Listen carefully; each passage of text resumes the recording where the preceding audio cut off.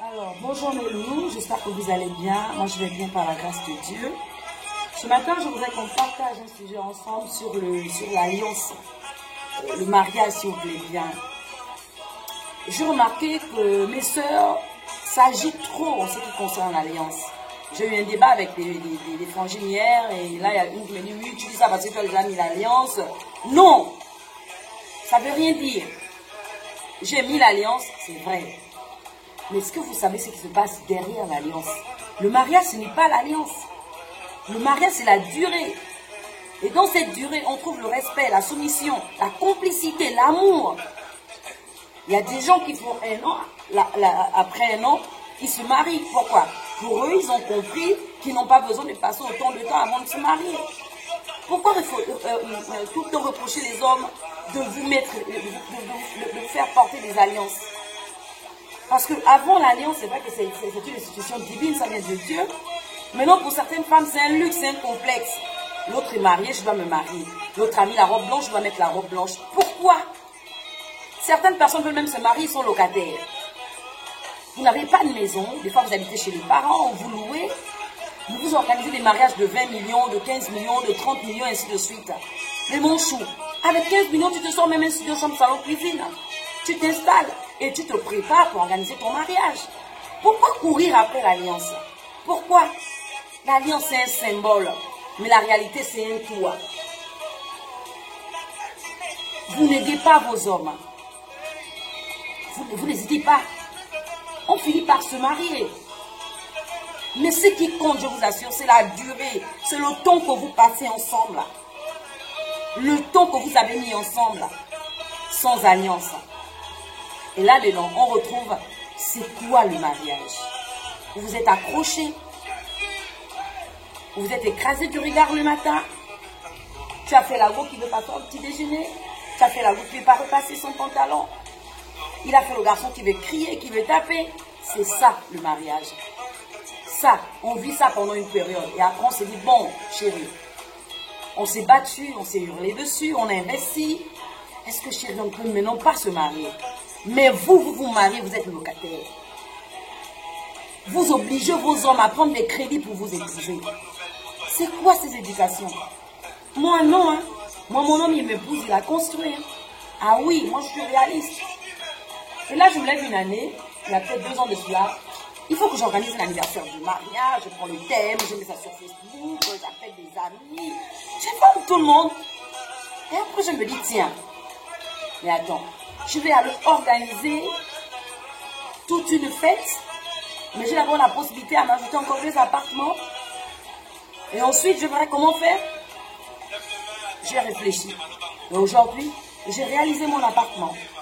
J'aurais pu plaquer ces sous-là pour aller organiser une grande fête, les gens viennent manger. Les personnes qui sont même dans ta salle, tous ne sont pas pour ton mariage. Tu vois, c'est des délires qui ne donnent, qui ne nous apportent rien du tout. Pensez à vos enfants. Aujourd'hui, Dieu peut récupérer son souffle de vie.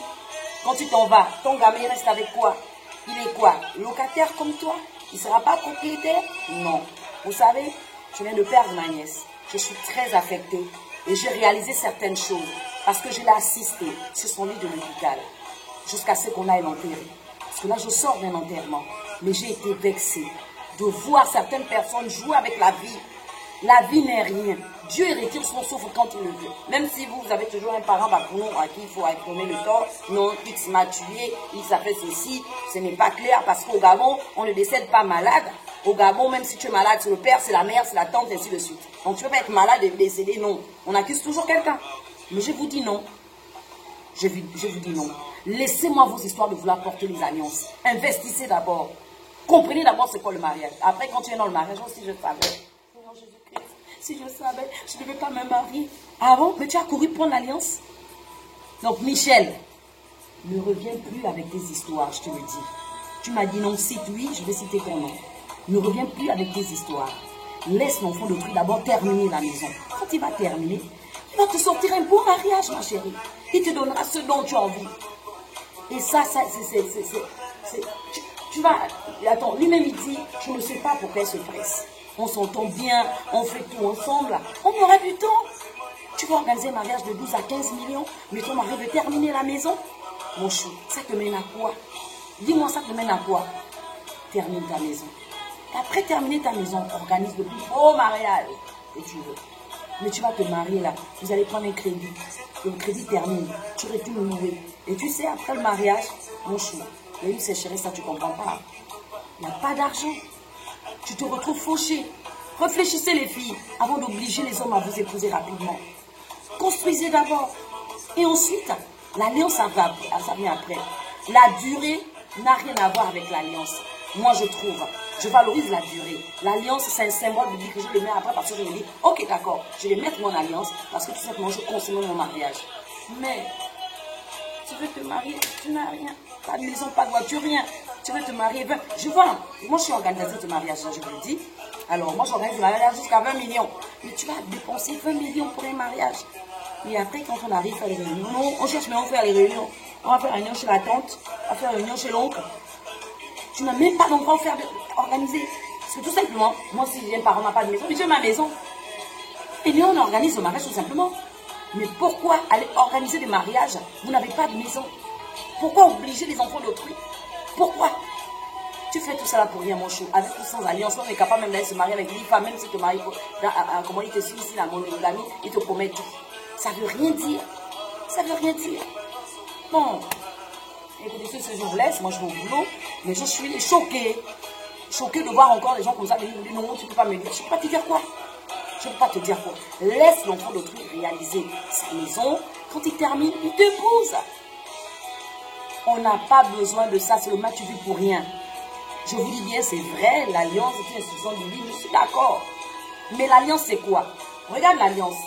Sur l'alliance, il y a bagarre, il y a souffrance, il y a la durée, mécontentement, je n'ai pas fait ceci, je n'ai pas fait cela. Tu mets l'alliance pourquoi après un an? Tu as fait quoi? Il y a quelle durée? Tu as fait quoi?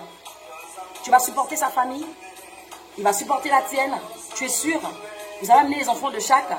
Est-ce que vos enfants vont compatir? Qu'est-ce qui ne va pas? Pourquoi vous pressez vos hommes à vous épouser, comment dire, à l'état civil, mais vous ne savez pas c'est quoi le mariage? Essayez de revoir les choses, les filles. Bon, j'espère que vous allez passer une très bonne journée. Je vous aime, mes loulous. Je vous aime, je vous aime. Je vous dis à plus. Salut.